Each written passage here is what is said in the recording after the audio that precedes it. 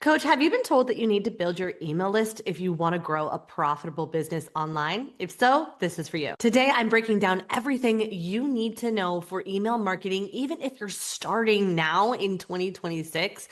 As a former district fitness manager for a national gym, someone who started online, went from 120K to seven figures in the online space. Here's everything I've learned after losing my email list for 30 days. The good, the bad, the ugly. Are you ready? Let's dive in. What's up, coach? Thank you so much for tuning into another episode of the PT Profit Podcast. Whether you're watching on YouTube or you are tuning into the audio version, if you're new around here, I'm Beverly Simpson, your host, and I'm pumped that you're here. Today, I want to share with you everything that I discovered, the good, the bad, the ugly, from losing an email list that had 15,000 people on it. And over 60% of those people, 80%, I'm going to go for 80% of those people were actually customers and clients. So let's break down what happened. I'll give you all of the nitty gritty ins and outs of everything that happened and what you need to do to bulletproof your business so that you can continue to start and scale a profitable business in the online space as a personal trainer or fitness coach or any other health and wellness coach in the space. So first and foremost, I want to go ahead and just give a couple of disclaimers. If you are listening to this and thinking, oh my gosh, I'm not techie at all, this is going to be so overwhelming, I'm going to do my best to really speak about this experience from a 30,000 foot view. I'm going to zoom out and then give you, so that's number one. And then number two, I want to make sure that you don't panic or start to feel like, oh my gosh, I'm never going to be able to start an email list. I wouldn't even know where to look and start to feel like doomsday, like the technology that I'm using is horrible, awful, going to break down. No, no, no. None of that is true. This is not a doomsday podcast, but it is a podcast I'm sharing to demonstrate two things. Number one, the power of recognizing the difference between mistakes and misconceptions. When it comes to your messaging, you need to be able to identify what the problem is that your people think that they're in, as well as expose the real problem that either they're doing all the wrong things to fix it, or they don't understand what the root cause of the problem is. And this email situation that I just walked through at the end of 2025 is a perfect example of what that actually looks like. And I want to show you the power of being able to diagnose the real problem if you want to be an authority, a leader in the online space. The second reason is that hopefully I've learned these lessons so that you don't have to. So just a disclaimer, the CRM that I use, I love. I put all my clients on it. In fact, I have an incredible tech stack bonus for my clients who come and join me inside of the CRM. So none of that is no one's fault. What I am sharing is a real life example of what it is like to operate without knowing what the real problem is. Also, when I was walking through this, if you tuned into my lives, either on my Facebook group or on my Instagram, I shared where I was and how I've landed. I shared 27, 28, and I also shared day 29. And then right at day 30, I got the email back. Sort of. So we're still kind of working through this, and I'm going to share all of that now. So some of this might be reiterated from what I shared in the live. And part of why I was sharing was because this was what I have discovered about myself from just doing this for so long is I am someone who alchemizes the pain by processing it out loud. I get ahas when I'm talking, when I'm processing and working through things. And so I want to pull back the curtain and just share with you exactly what happened, what my thought process was like, what my biggest ahas and takeaways were that I wish I knew earlier, so that if you go through this, you don't have to learn the hard way the way that I did. And I'm going to share with you everything that came up. I'm also going to share all of the mistakes and misconceptions or dangerous advice that I hear online consistently that if I had followed, there's no way I'd be able to go through this. So Let's just go ahead. First, I wanted to give my disclaimers. I love my CRM and my back end. It's not back end. It's not the tech's fault. And I would 100,000 times percent again use the same tech stack. So that's number one. Then number two, let's just go in to what happened. So first in May 2025. So first, a couple things about my business that especially if you're new is that I teach people how to build out low ticket leads, low ticket funnels. So what that means is your customers go through a journey of never hearing of you before and then becoming a customer or client. And most people, especially when they're new, they teach you to come online, post content, give everything away for free, build know, like, and trust, and then go spam 20 to 100 people a day. And then invite them to a high pressure sales call where you pressure them to spend $3,600 to $5,800. And if they don't, then you just keep following up, following up, following up. And then it just creates a huge pressure container. So because of that, I don't do that. I hate that. I don't teach my clients to do that. Instead, I build my email list of customers and then invite my customers to become clients. So here's what that means. That means I invite people through conversion content using both paid and organic content. I invite them to purchase something in the $7 to $9 range or $7 to $47 range. Okay. My sweet spot for some of my tools first was 7 and then it was 9. And then I have a sweet spot of 27 for a more in-depth program. So I have a low ticket offer that they come and they purchase. And then I invite them to a sales mechanism, a call, a DM. And then I invite them to become a client for a more white glove experience. Okay. The other option that I'll have them do is they'll come to I use conversion content. I invite them to a training that has a low ticket offer on the thank you page. And then I invite them to the sales mechanism to become a client. Now that works really well. So my email list is anywhere from 60 to 80% of buyers, meaning every single person on my email list has bought something from me at one point. Now, if they haven't, that's why there is a good, 20% of them that hasn't. Now, that doesn't mean I don't value them or that I don't provide free content. What I really like is the buy or buy process, meaning I show them, meaning you can't come onto my email list and just linger there and not open anything for 90 days, not purchase anything, not hang out, not click links for 90 days.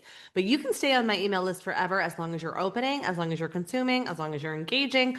I love people who are invested in the content experience. I am not someone who wants to hang out with hoping maybe someday yes, I'll be there maybe someday. That's not what I'm looking for. And I want to be in connection with people who are really getting a lot of value out of my free stuff or my low ticket stuff or my higher ticket stuff. It doesn't mean I don't use free stuff. I do a lot. And I've got people that have been in my world for years and never purchased a thing from me. And I'm 100% okay with that because I want to be in connection and in community with people where there is a reciprocity of value. We can leave that for another day. But anyway, so I want to give you that context so that you can understand how important the email list actually was to me because these were people that were not just like, oh, let me follow for some inspiration. These were actual people that were opening my emails. They were consuming. I mean, I had a 40 to 60% open rate because these were my clients and customers. They bought something from me. Okay, so then in May 2025, I made the mistake of I made one crucial mistake that had cascading consequences. So I had an offer that was a $9 offer that if you had to put your name and your email in, and if you exited, I ran you through a abandoned cart email sequence. Okay. So then in May, I realized that there were about 2,000 people that had not been entered into the workflow. So I was in the chatbot and the support team had told me to manually add these people into the workflow. So when I did that, the support team didn't have the full context of what exactly the workflow actually looked like, because what that meant was I sent about 4,000 emails to people in a millisecond with in a span of 20 or in a span of 30 minutes, which is a big no-no. So that is big no-no number one. Now, if you're on ConvertKit, MailChimp, or whatever any of the email marketing softwares like Kajabi, ActiveCampaign, literally all of that sending experience is done for you, meaning you hit the button to say hit send, and then on the back end the email server will drip out the emails. Okay, so they'll drip it out so that they don't flag Google, they don't flag MSN, they don't flag Outlook, and you're good to go and it gets sent. But from a user and consumer's perspective, you don't know that. You just hit send and it just got taken care of.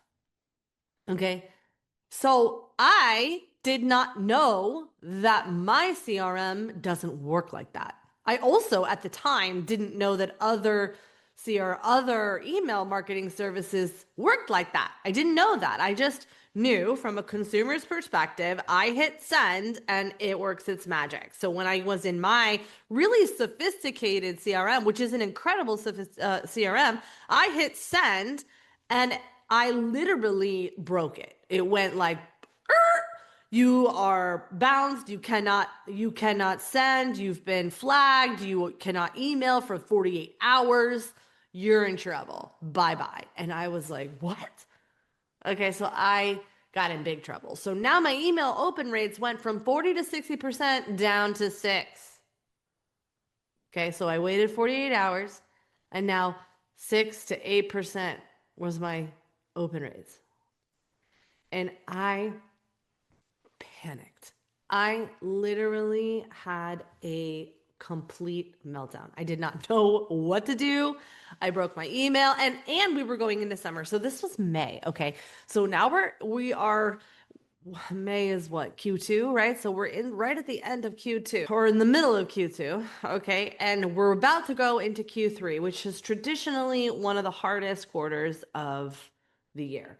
I spend a lot of time trying to be prepared for Q3. And I broke my email within halfway through Q2. Okay. And I did not, but oh man, it's so intense. Reliving this experience is so intense. Okay. Because this is such a perfect example of cascading consequences of not knowing what the real problem was. Okay. Now, mind you, I just told you, I shared with you what the real problem was. I had two real problems. First of all, so now my open rate was 6 to 8%. And then I realized that I wasn't supposed to do that. So I started to try and fix the problem. So now I went down the rabbit hole of learning all about email marketing and blah, blah, blah, all these things. Okay. But what the real actual issue was that I kept having death by 1,000 paper cuts, because every time I sent an email, I was essentially paper cutting. Why? Because I wasn't dripping. You need to drip your emails from anywhere from 10 to 100 emails per minute. So an email that is 5,000 should really take about however long that is, 10 minutes, 10 to 15 minutes to send. That's really kind of what you're looking for. I didn't know this. That was the real problem. So every time I sent an email, it was death by 1,000 paper cuts. Slice, slice, slice. Okay. And I didn't know what was happening. All I knew was my problem was that my open rates were 60% and now they're 8%. And I need to fix it. That was the problem I was experiencing. I was looking to find the real problem. Okay. So then I started going to so now I'm starting going to the support people that I know, that I'm like, all right, this is what happened. What do I do? And then people kept trying to help me fix it. Okay. Then it really all came to a head in December. Okay. Which I'll share, but that was May, June, July, August, September, October, November of me continuing to try and fix my open rates where I would batch the email, I warmed up, I switched to a dedicated IP. I started doing all of like check. I don't want to get too like in the weeds, but literally I went through the checklist of every single thing that I was supposed to be doing. I would go and ask for help and then I would take action and then it would not work or it would sort of work. It's like the worst experience. I've also experienced this with my ads, by the way, where you are taking the action you're supposed to take, but then it's not clicking or something's not right and you're not yielding the result that you thought you would or that you were promised you would get. And you started to question, what's the problem? What's the real problem? And I started to feel like and here's what's worse is that it was good stuff. Like my emails are good, my content is good. And so sometimes it would lift and then other times it wouldn't. And so it was really hard to differentiate between what is the content that's the problem, what is the actual problem. Now, listen, I see this so much with really good experts all the time. Which is like, I'll give you an example. People will be screaming on the internet, like, if you don't have views, if you don't have followers, if you don't have comments and whatnot, then that's because your content sucks. And that is not true or entirely true to say, maybe in some context. Now, I get that that's can be polarizing, right? And that they're trying to be provocative and they're trying to connect with their people. So I'm not sharing that that is wrong per se, okay? However, when you are like me or when you are new, it can be really hard to differentiate between what is the actual real problem to fix. Because, like Instagram, for example, when I lost my account of 17,000 followers, I had one account that had 17,000 followers. It was breaking all the time. So I decided, whatever, I'm going to throw that baby out with the bathwater and I'm going to start a new Instagram account and show people how to go ground up. Okay. So here's the thing.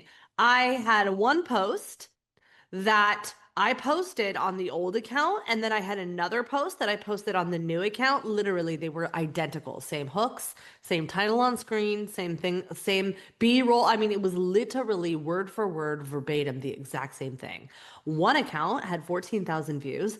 One account had 140 views. So you can't tell me that it's because the content was the reason that I didn't get any views on that piece. But so what happens is we personalize and internalize some dangerous insight on Facebook, or on Instagram, in my opinion, on social media, in my opinion. And we start to personalize, get hard on ourselves and think it's us. We are not working hard enough. We're not enough. We're not doing enough. When the reality is that that's just straight up not true.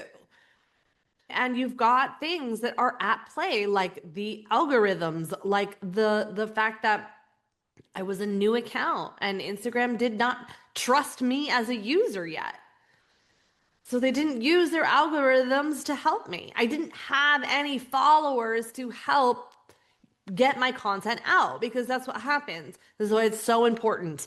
Do not get a bot, do not buy followers. But what happens is Instagram shows your piece of content to 3% of your current audience. And if it starts to get traction, it will send it out to more and more colder audiences. Now, they're trying to combat the sophistication of their algorithms by using trial reels. And so, listen, that's another episode. I'll create a different episode on that. However, it's so because of that, it's not fair to say that your content is the problem. So that's another example of why identifying the real problem is so important. Okay, so sometimes it's not your content, and that can be really hard to differentiate. So if you're listening to this and wondering, well, Beverly, how did you differentiate it? Well, years of experience. Number two, trusting myself and knowing that what I am demonstrating and showing is of value and is helping people.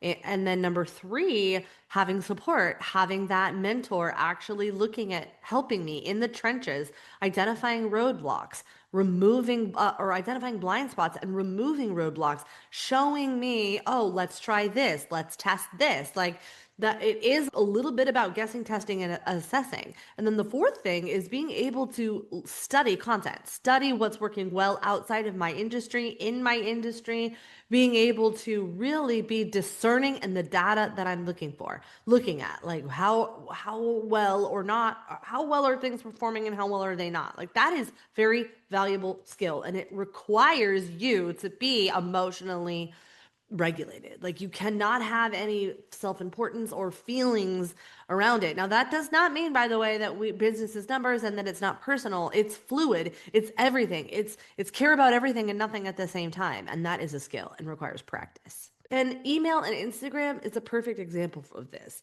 When I lost my Instagram account, I got into my ego, my egotistical arrogance of like, oh, I'm just so tired of it. I'll just throw the baby out with the bathwater. And I literally just threw away 15 years of work when I could have, or not 15 years, 15 years is but like from the ground up, like I threw it out. It was like 8 years of work that I just threw out and said, I'm going to start over and it's going to be easy. And it wasn't easy. And it was harder on my ego than I realized for reasons I'm going to get into.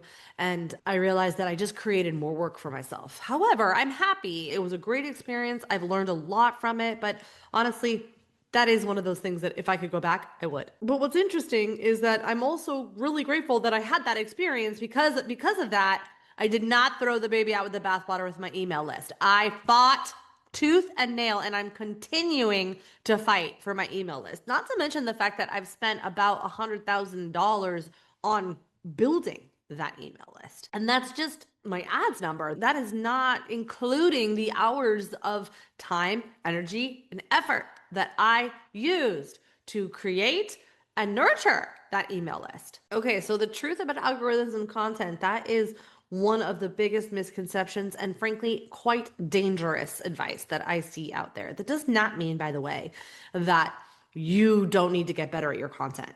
Everyone is getting better at their content. This is for my people who are hard on themselves, who always blame themselves, who always think that they need to work harder, who are people pleasers. This is for you. If you're someone who is trying to expect champagne results on a beer budget, whatever that phrase is, then the other message might be for you. But if you're someone who works hard, doing all the right things, who's in the trenches, then it might not be your content. Okay, so that's going to also just take skill and practice in guessing, testing, and assessing to know that. Other really dangerous common misconceptions when it came to working through the business. Okay, so you're here, build an email list. It's yours. Newsflash, it is not yours. Okay, it is important to build an email list, and I still stand by the fact that we build an email list of customers, but email list is not yours. You don't just get to bring everyone into your email and then just free for all, okay? I understand why it feels like that because what is really happening is email is a long form piece of content.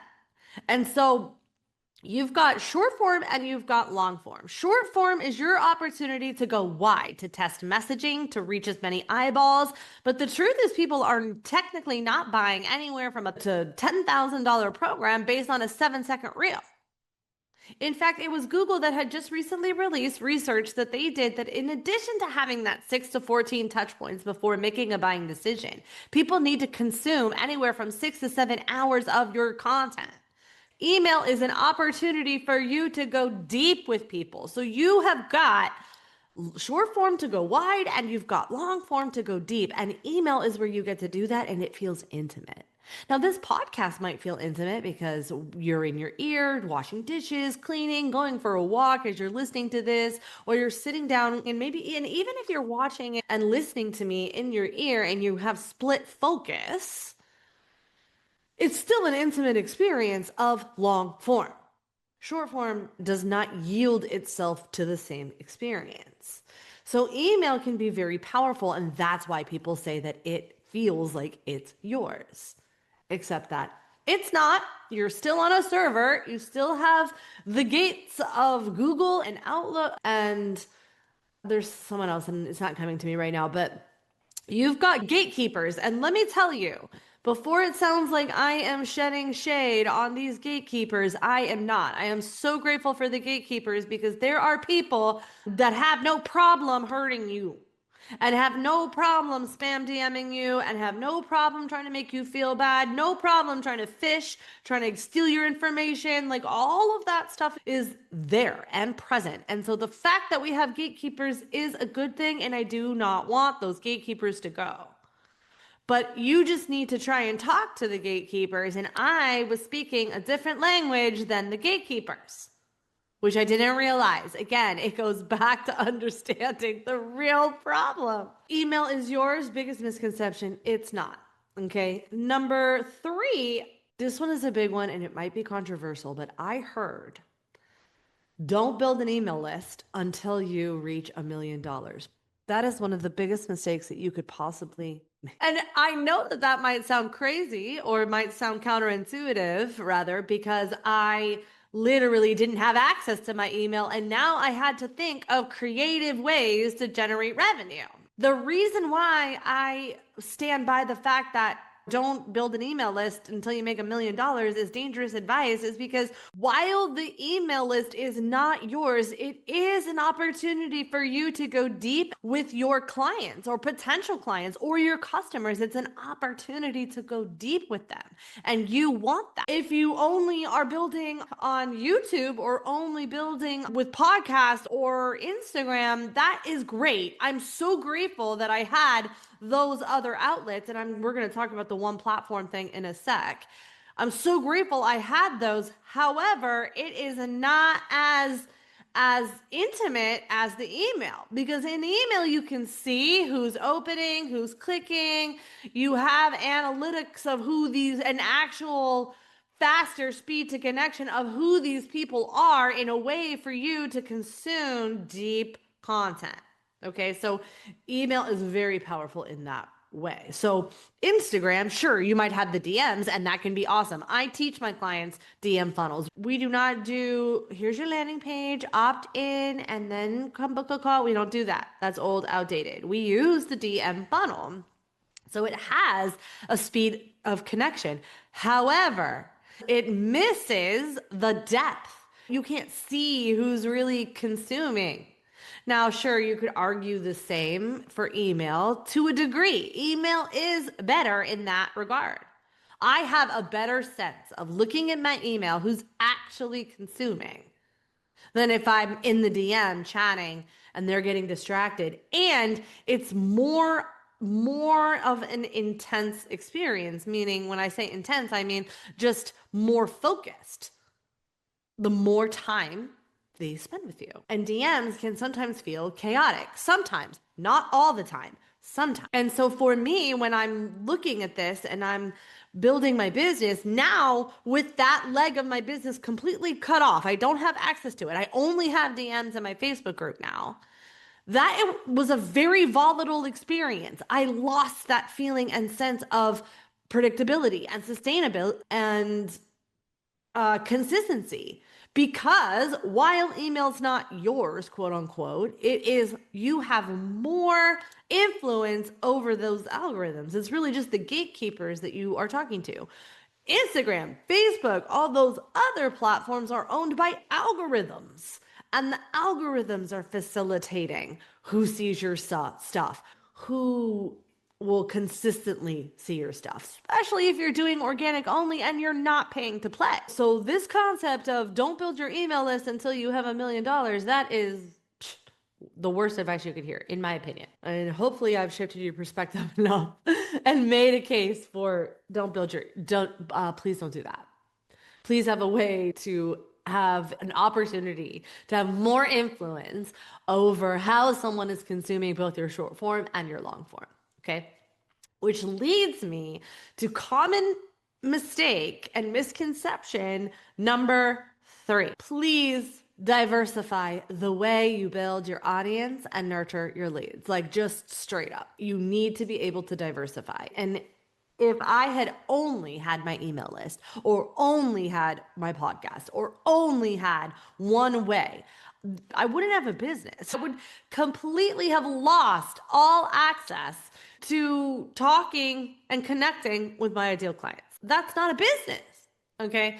Now, first of all, I just want to unpack and share that I get why people say this, because once you start diversifying your streams of audiences, you are adding more variables, and more variables means there are more metrics to measure and more metrics that matter. So that advice of one platform comes from a place of, okay, let's get specific on data sharing. Let's get specific on where you're connecting, where you're sharing your main message. Let's practice doing that and practice measuring metrics, and then grow and expand. Okay, so that's fine. I would start with one, but legit, after 30 days of one, we need to have at least 38 places for you to connect with your potential clients. Because when my email went down, if I didn't have my Facebook group, if I didn't have my Instagram, then there'd be no business. Like, just straight up, there wouldn't be. Because that's like the definition of putting all your eggs in one basket.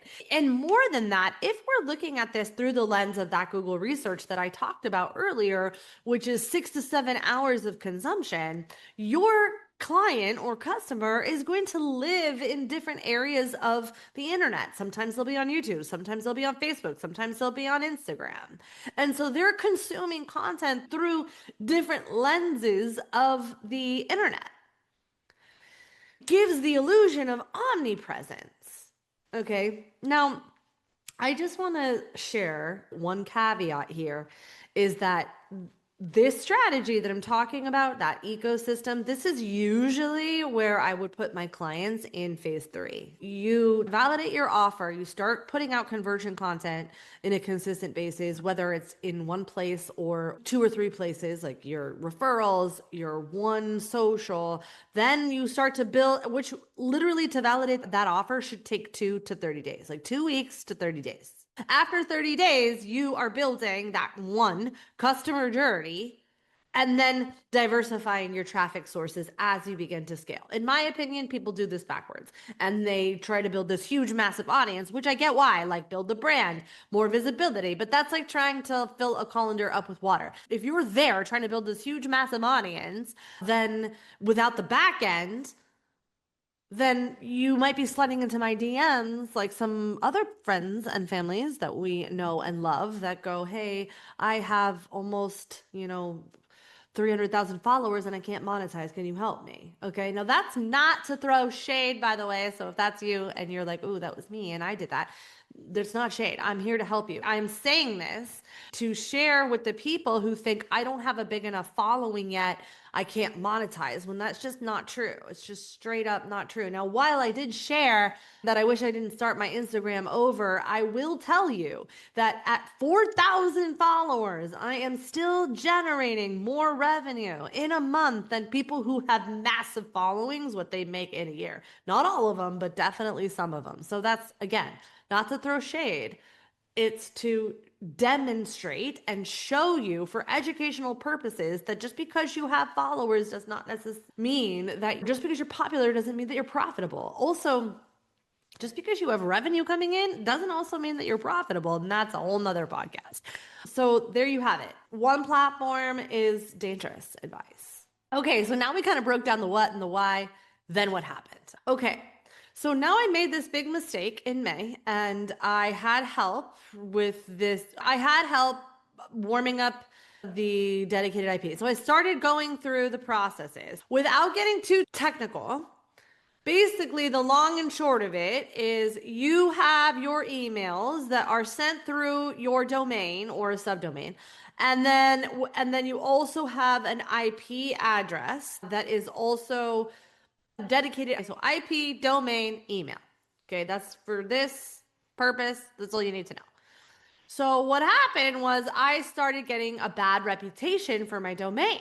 And so I was told, let's change the domain. Then we had to warm it up. Then change the IP, and then we had to warm it up. So warming up an email is basically you send emails in a specific cadence to measure open rates, to measure click-through rates, and to measure responses. And just like social media, when those signals are firing off, the gatekeepers go, oh, okay, that's good. This is not a spam person. And so The reason why this matters is that you go from the spam folder to the promotions folder to the inbox. Okay. So now just a couple of things. Number one is if you are in the spam folder, that's a problem. And the reason why is because if you're on Gmail, people don't have their notifications on for spam. In fact, it's actually hidden. And then people's settings are if delete all spam after 30 days. So if people are not in the habit of looking at their emails, they're not seeing your emails. And then if they're not seeing your emails, they're sending a signal back to the gatekeepers like, oh, not that relevant, spammer. So it's kind of like bad begets the bad, right? Because it's this chicken and egg factor. Like, wait, you put it in the spam. How am I supposed to show Google and MSN that I'm not spam when you already put it in the spam? And of course, that's going to look like spam behavior because no one's looking at it. Oh my gosh. So sad. Now then everyone sometimes will be like, oh, you got to get out of the promotions tab, but that's not true. Typical open rates for an inbox is 20%, and then if it's on the promotion tab, it's 19%. So it's actually not that true because if people haven't adjusted their settings, it's 3 windows and you'll see like, or 3 tabs, and you'll see on that second tab, oh, promotions. Okay. So it doesn't matter if it's in the promotions tab, but you do not want to be in the spam folder. And in addition, I was getting in the spam folder. Yes, there are also other like really super geeky techie things that you need to have in place, like DMARCs and some things in place. So if you're not sure, just send me a DM and we can talk about it. Your person might already have this. And a lot of companies have this already set up. So don't panic. I don't want to get in the weeds of the tech stuff, but just know that what was happening was I was going through this checklist and kept trying to warm it up, go through all the right processes. I was doing all the right things without knowing the root cause of the problem. This is why understanding the root is so important. And so then what happens is I would take action, but it would be like a paper cut. I would get an open rate of 14%. It was better than before, but it was not what it was. So I was getting this illusion of, oh, it's doing better. That was a mistake. It was not doing better. But I didn't know that. How was I supposed to know that? So I kept trying, warming it up, and then I would go to change the IP, warming it up. Okay, it's getting better. And then, so it was that was why in that stick, it was really hard to define because in addition, don't forget, we were going through Q3. And so I'm measuring my metrics based on previous years. And I kept saying, oh, it's not not working, whatever the case may be. Okay.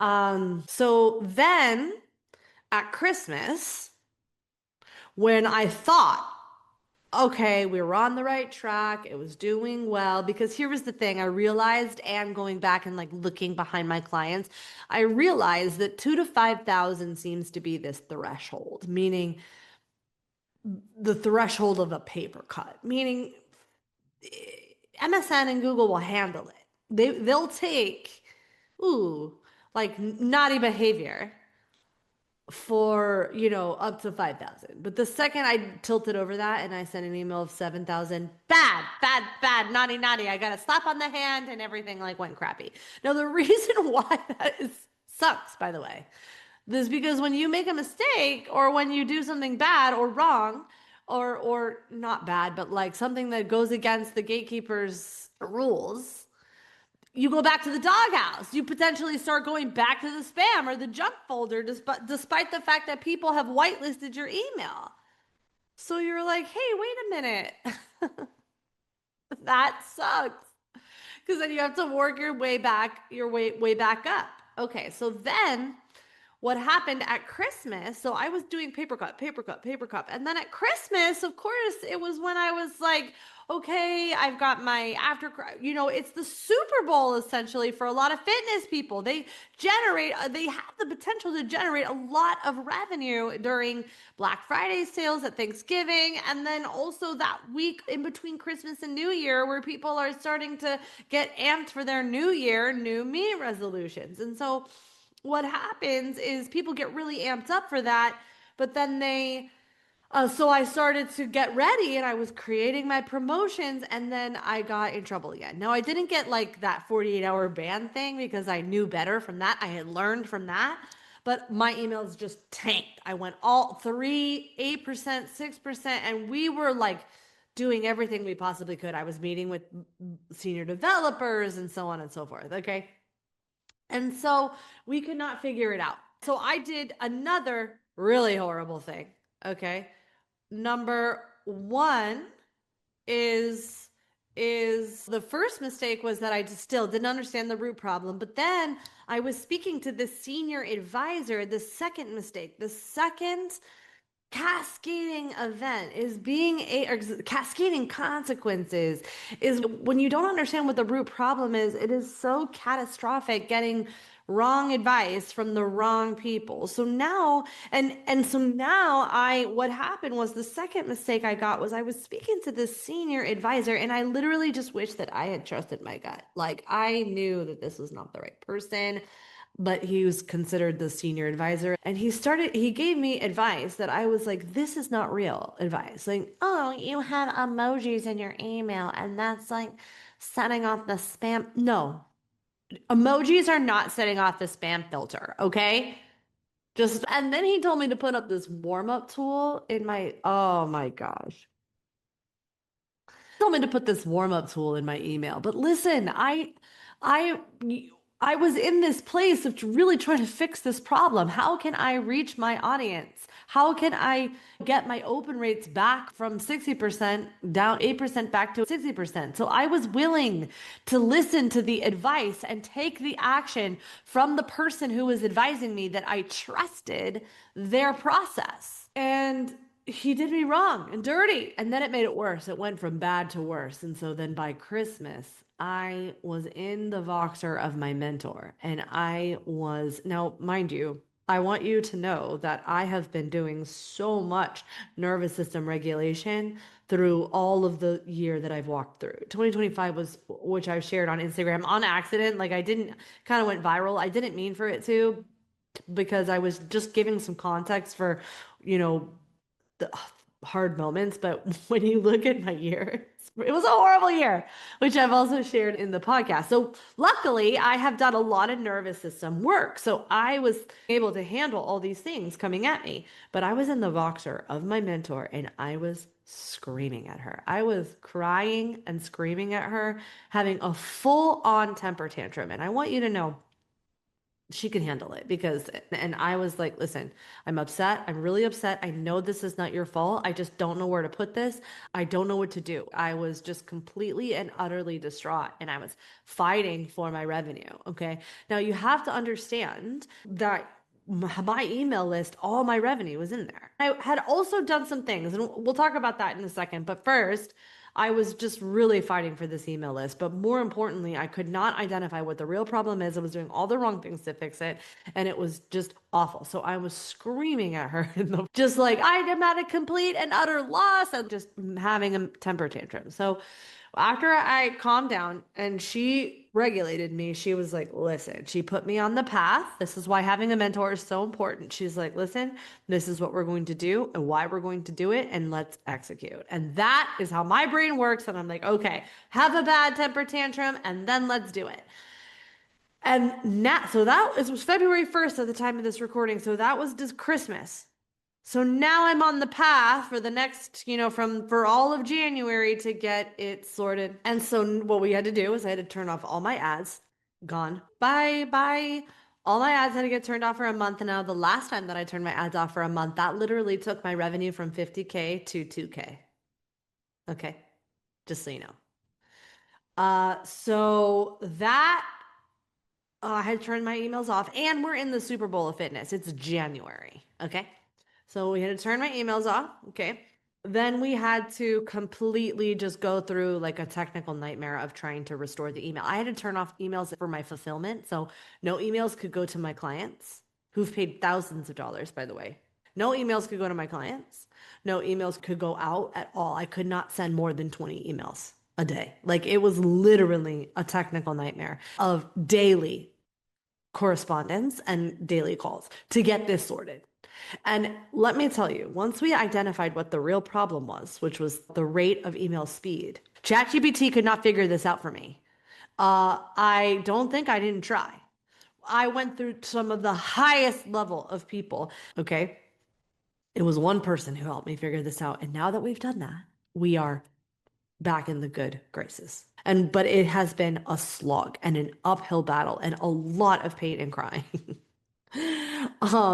And so I couldn't send out any emails to fulfillment. I couldn't send out any emails to anything. People been like sending chargebacks because they weren't getting receipts. They weren't getting, and every time you send a chargeback, I get ding. Stripe gets mad. Stripe holds my money. Like it's literally just a nightmare. It's a technical nightmare. And frankly, I don't even care about all those things. Like I don't care that my money gets held or that I'm getting charged. What I care about is that people who are coming into my world are not getting a white glove customer experience. Like I pride myself in the fact that we work and we do everything we can for people to not feel like they're burned. So many people get scammed, and I just don't want to be even associated with that, with those feelings or trigger that experience. And I know that I don't have any real control over that, but I like to do my best to control the controllables that I can influence. So the fact that my customers were having a horrible experience, it was just a nightmare. So now we're back on track. Okay, so it was about 30 days of no access. Then we got it back on track. Now, when it's back on track, doesn't mean that it's zooming with no problems, by the way. Okay, because it's February 1st at the time of this recording. Now, what's happening is I turn my ads back on so new people can come in, no problems. My clients can get their emails, no problems. My customers can get their emails, no problems. But now I've got this list of 8,000 that's remaining, really. And they haven't been emailed from me since really May. Okay, they've on intermittently. Now, my cadence of email is very specific. 40 emails a month is usually my target, not all of them, but I usually send Monday, Wednesday, Friday, and then I have my promotions emails in between for certain segments. But usually I'm sending about 40 emails. What does that equate to? That is literally anywhere from 50 to 100,000 emails sent per month. Now, if you're sitting here listening to this and thinking, oh my gosh, my email list is 10 or 200 or 500, I don't have any of that, okay? Let me also share with you what came up for me and what I realized, because there are people that have 100,000 people on their email list and they're sending upwards of 1 million to 3 million emails sent on their business account per month, okay? So I just want you to know that I'm sharing this through the lens of all of this is relative. Okay. So now we're on the up and up, but I do want to finish this and round this episode off with some of the things that came up for me that I really had to learn and really had to alchemize. So I gave you the misconceptions, but let me tell you what else came up for me. And it was really intense and really I had to really process this and use a lot of the energy and tools that I've used over the years. So, you know, at the risk of making this a 2-hour podcast, which by the way, send me a DM at any time. If you want me to go deeper on a particular topic, then I could do a deep dive on one of these concepts that I'm talking about. And right now I'm taking my clients through 40 days to abundance. So every day I've been sending them little motivational experiences and me sharing like literally behind the scenes of exactly what happened on deeper dives. So if you're wanting to go through that, just send me a DM and let me know. I'd be happy to talk about it. But just from a high level view, so here's what came up for me. One is that guru energy is real. Okay, I just wanted to say that. The perception of authority is really important. Authority and expertise are not the same thing. And I have the pleasure of working with really high level experts that are in the beginning authority stages in the online space. And there's so many things that happens where they are like, how do I build my authority when I know I'm an expert? But people are listening to people doing coffee enemas, and people have no problem sharing misinformation online that could potentially harm people. So there's a lot of that came up for me, understanding the difference between authority and expertise, and then getting frustrated because I was more in a consumption mode because now I'm relying heavily on Instagram and heavily on Meta. So this means that I was consuming more content. And I teach my clients, like, hey, listen, you gotta put blinders on, you gotta go all in on you. Let me do the research for you so that you don't have to do the research, because it can really mess with you. So you have to be able to go in on that. Because here's what happens. You start putting out content and Instagram goes, oh, you like this? Let me show you more people who do this. And then you start to second guess yourself. And then if you were consuming one of those misconceptions from earlier of feeling like, oh, it's my content sucking, then it's just a disaster. It's just you're in a disaster cycle, a vicious cycle. And so so I had to really battle all of that. I was really faced with, like, I only have 4,000 followers. Who's going to believe me? So I had to look at my perception of authority and really just go all in on you. So if you're wondering how I combated that, like, literally, I trust and know and have enough evidence that shows me that my process works. In fact, quite frankly, ads, I think, are more cost effective. I think ads also protect your mental sanity than organic ads. And maybe that's just my take on it, but honestly, ads made me lazy. And I didn't have to do the mental gymnastics that being on Instagram can do. So maybe, maybe ads made me lazy is a little, I don't know, aggressive, but having to rely solely on organic marketing only, it was way more time consuming. It cost me my mental health. I missed ads in my email list so much. Like, I just can't even tell you. And it was more expensive. The amount of time and energy it took to get the same amount of eyeballs that I got from using ads was just absurd. It was absurd. And it was so much cheaper. Oh my gosh. I'm telling you, if you want to see exactly what I'm doing and how we're doing this, then join me for a live training. It's how I turn $9 into 50K months. Like, literally, I'm pulling back a curtain step by step of exactly how to do it. So you can see for yourself. Don't believe me. Watch what exactly we do that is literally going to show you how ads are cheaper. And I stand by it. So again, this is another, like, I'm starting to alchemize and, like, learn my lessons. This is why I'm glad I lost my email list, because it literally just got me more convicted than ever on the fact that ads are just cheaper than organic marketing, and no one talks about it. In fact, it kills me because these are people teaching you how to grow on Instagram, use ads. I mean, like, maybe 1% of them don't. So I don't know. And to me, that's the exception that proves the rule. Anyway, so the guru energy is real. People really, like, wanted to go all in on the people that have a million followers. And listen, I get it. I do get it, because there's this concept of, if they have followers, that must mean they know what they're teaching.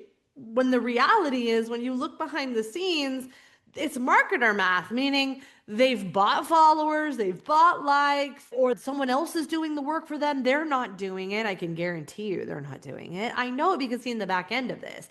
And then, it kills me because I have on multiple occasions watched people fall for those scams where they spend thousands upon thousands of dollars on people who just they're not in the trenches. They're not the ones doing it. So, that guru energy can be really real. And then it can be scary for people who've been burned before. But it's just like when you're cooking meat, right? You get burned in the kitchen, you have to go back in the kitchen.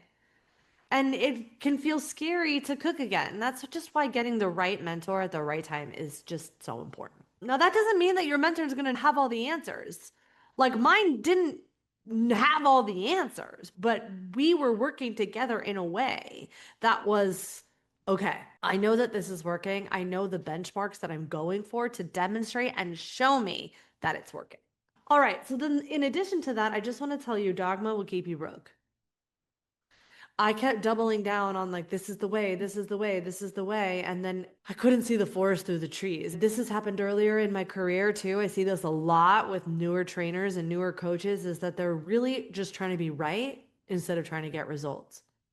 And when you can really look at this as a scientist, meaning people are always guessing, testing, and assessing, then you will be able to grow faster. And as long as you are honest and transparent, you can change your mind. Just share your reasons why. Back up your claims. Otherwise, if you're trying to be right, you end up accidentally putting other people's down and it ends up being a dogma approach, and that would keep you broke. Okay. Other things that were coming up. Okay. I'm gonna leave you with these two things that were the hardest for me to alchemize, but so important. When things are not working, or you start hitting those upper limits. You might have heard people say things like, oh, your biggest breakthrough is after your breakdown. It's because you're hitting these upper limits. There are things that come up for me. It's perfectionism. And what I started to realize is that perfect doesn't show up for me like I'm afraid it needs to be perfect. Otherwise, people are going to judge me. That's not how perfect shows up. Perfect shows up for me more like if I don't get it right, I get punished.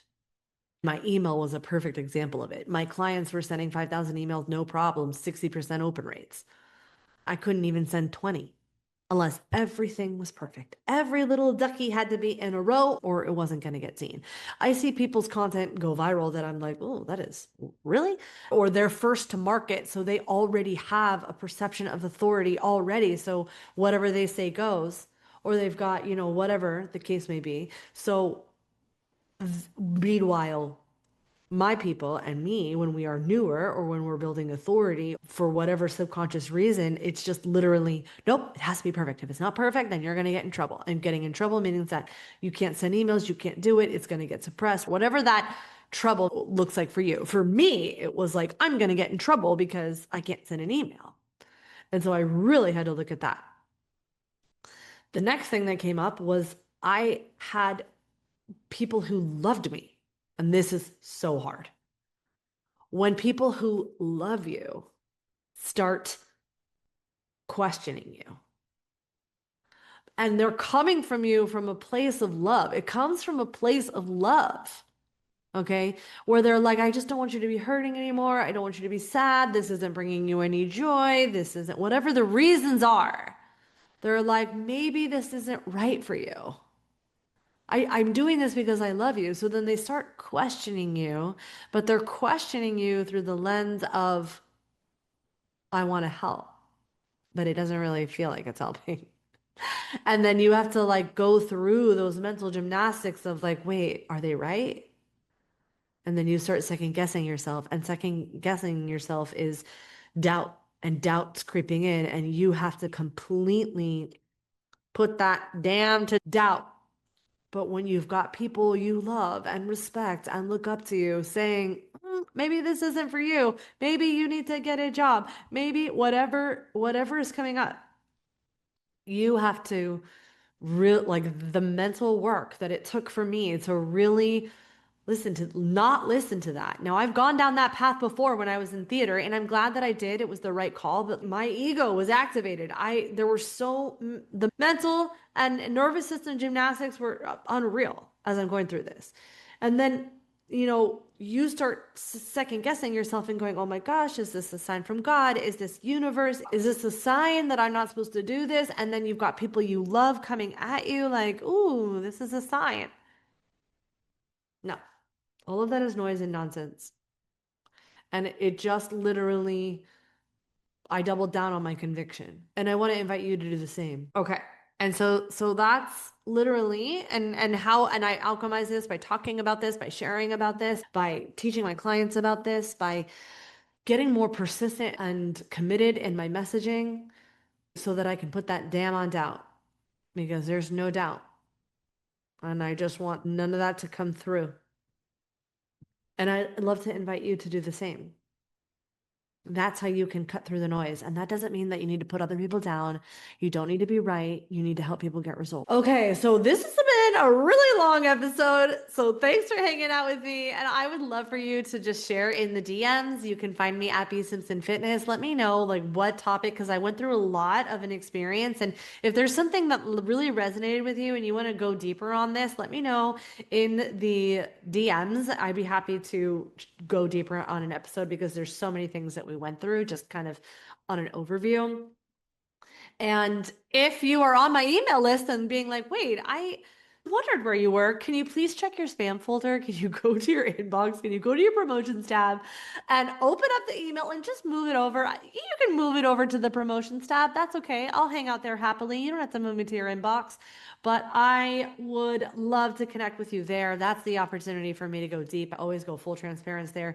Have an opportunity for you to go deeper with me. So, I would love for you to do those two things. Go DM me on the Instagram, find my email and move it to your inbox. And if you want to come join me inside of Simple Scaling, which is how I turn $9 into 50K months, I have a training upcoming. Check the show notes and I'll see you there. Thanks for hanging out with me today.